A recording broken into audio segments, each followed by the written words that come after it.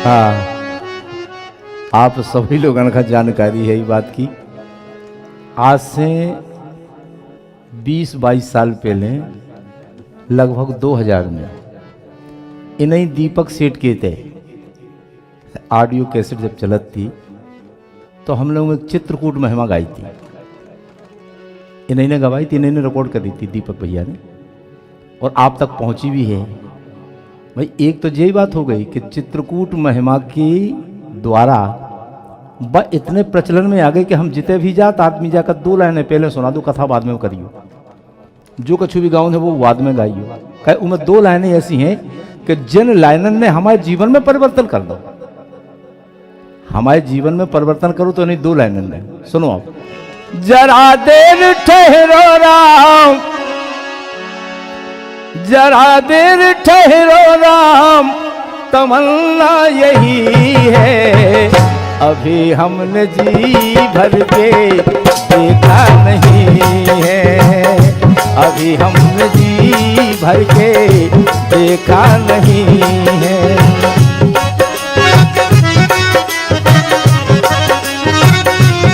जाओ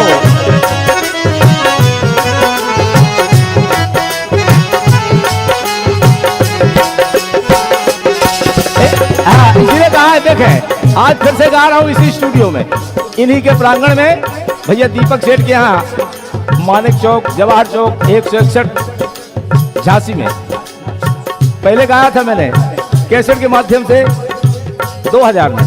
आज जरा देर ठहरो राम हो, जरा देर ठहरो राम, तमन्ना यही है, अभी हमने जी भर के देखा नहीं है। जाओ नहीं है, जाओ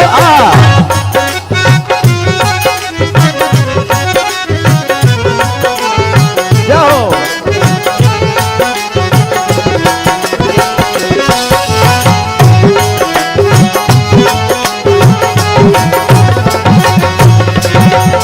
कहवे को तात्पर्य केवल जो है चित्रकूट महिमा आप तक पहुंचाई दीपक सेठ के माध्यम से, लेकिन ई कैसेट में जो मतलब है कि भगवान राघव सरकार के दर्शन प्रत्यक्ष और परिपूर्णतम रूप में अगर गोस्वामी जी को कितों भय तो अपने बुंदेलखंड की पावन पवित्र भूमि चित्रकूट में भय।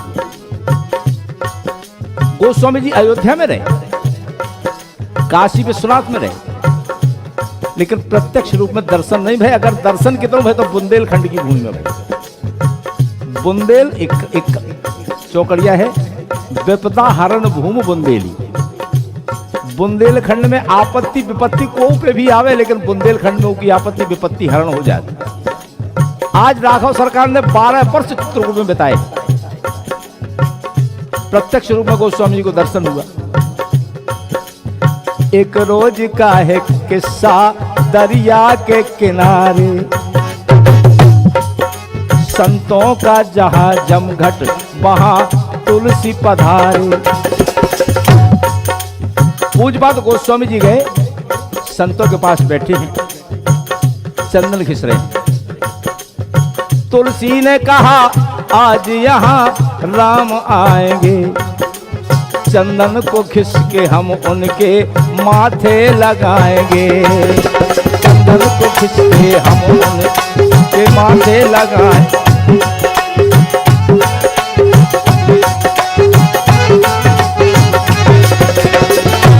संतों ने कहा गोस्वामी जी क्या करते हो? अरे राघव सरकार का वास तो यहाँ चित्रकूट में त्रेता युग में हो गया है, 12 वर्षों तक रहे हैं, आज क्या आएंगे? लेकिन तुलसीदास जी को विश्वास था।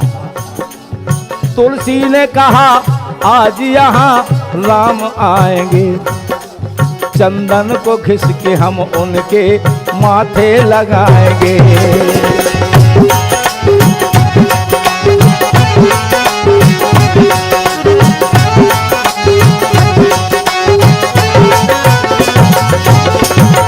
आज पूज्य पाद गोस्वामी जी महाराज राम की प्रतीक्षा में चंदन घिस रहे हैं, चंदन घिस रहे हैं अपने राम के लिए। चंदन को घिसते घिसते उन्हें नींद आ गई और नींद के ही साथ में बेहोशी छा गई।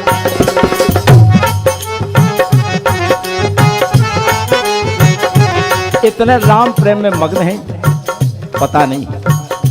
राघव सरकार आए, चंदन लगाया और चल दिए। जब गोस्वामी जी का नेत्र खुले, गोस्वामी जी ने संतों से पूछा,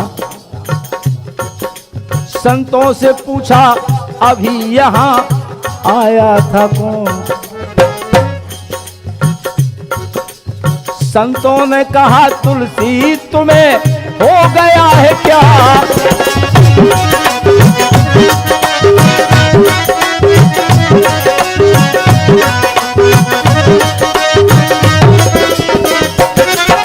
एक नौजवान आया चंदन लगा गया। कौन लगा गया? मैं तो घिस रहा था किसी दूसरे को, मेरा चंदन कौन लगा गया? उस समय गोस्वामी जी बड़े भ्रमित हुए, मेरा चंदन कौन लगा गया? उस समय अनंत बलवंत श्री हनुमंतलाल जी ने सोचा कि अगर आज गोस्वामी जी दर्शन नहीं कर पाएंगे तो फिर प्रभु के दर्शन इन्हें मिलने वाले नहीं। तो उसी समय अनंत बलवंत श्री हनुमंतलाल जी महाराज ने तोते का रूप धारण किया और जाकर पीपल के वृक्ष पर बैठे। बड़ा प्रचलित दोहा है, आप सबने सुना है। चित्रकूट के घाट पे भई संतन की भीड़ और तुलसीदास चंदन घिसे तिलक करें। बड़ा प्रचलित दोहा है। इशारा कर दिया गोस्वामी जी को, क्या कर रहे हो? अगर आज नहीं दर्शन कर पाए तो फिर दर्शन नहीं कर पाओगे। गोस्वामी जी उठ के खड़े हुए, सामने चले गए, देखा कि सामने चंदन लगाए खड़े, लेकिन गोस्वामी जी पहचान नहीं पा रहे। भाई हाल का चंदन होता है गीला और सूख जाए तो होता है सफेद।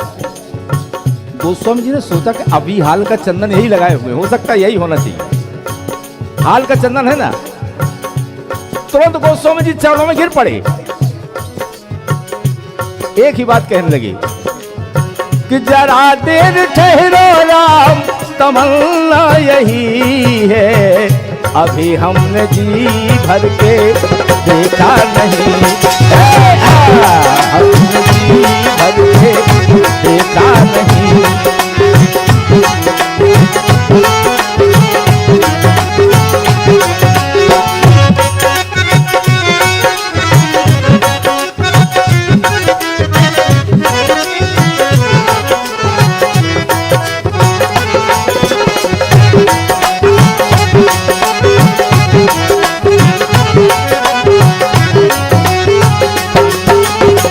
इसीलिए कह रहा हूं कि जो कामदानाथ जी ने कृपा हमारे ऊपर की, हमारे दीपक भैया पर की, और उनसे यही निवेदन करता हूं कि आप सब पर भी, हमारे जितने श्रोता बंधु हैं, आप सब पर भी कामदानाथ जी इसी तरह की कृपा बनाए रखें।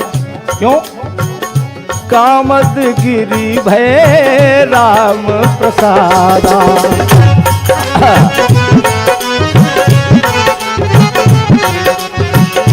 अवलोकत अप फरक दिखाना।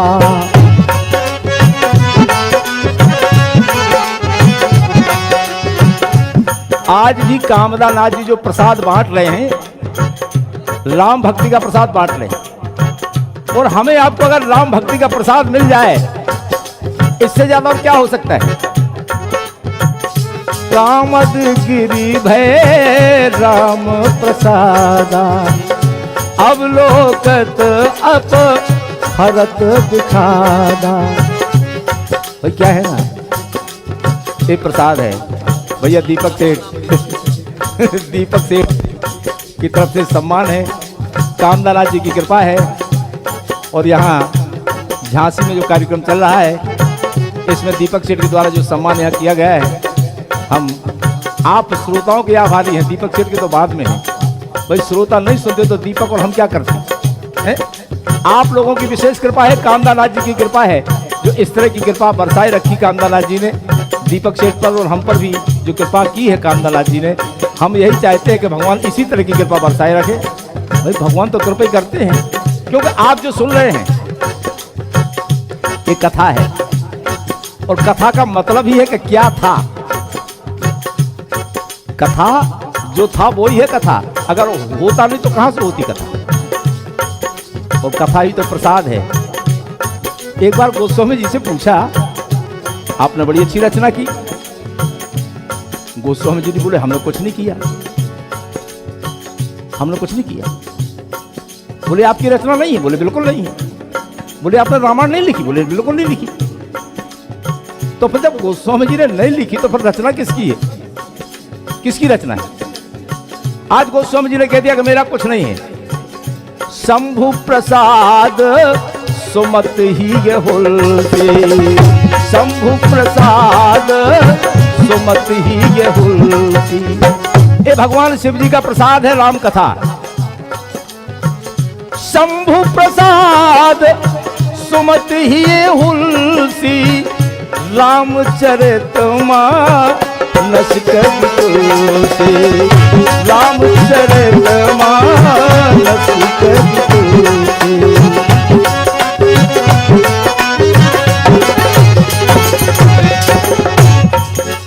भगवान शिव जी का प्रसाद है जो आपके समक्ष मैंने प्रस्तुत किया। और मेरे द्वारा अगर कोई त्रुटि बन गई हो, कोई चित्रकूट महिमा में या इस कार्यक्रम में अगर किसी तरह की मेरे द्वारा त्रुटि बन गई हो, तो वैसे इस मन से बैठकर क्षमा तो नहीं मांगना चाहिए, लेकिन मांग रहा हूँ। इसलिए कोई त्रुटि बन जाए तो कामदालाल जी, राघव सरकार, हमारे सभी श्रोता सुनने वाले, हमारी तरफ से हार्दिक बधाई, हार्दिक शुभकामना आप सबको। और कह रहा हूँ कि जरा देर ठहरो राम हो,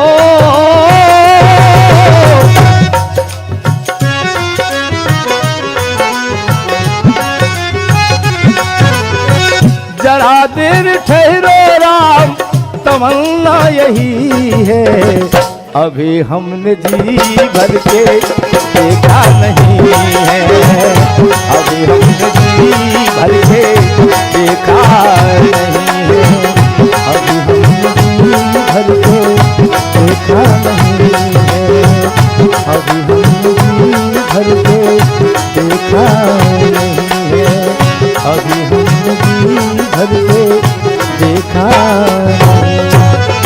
प्रेम से बोले राघव सरकार की, पूज्य गोस्वामी तुलसीदास जी महाराज की, कामदा नाथ की, रामायण मैया की, सभी श्रोता समाज की। ओम नमः पार्वती पते, हर हर महादेव।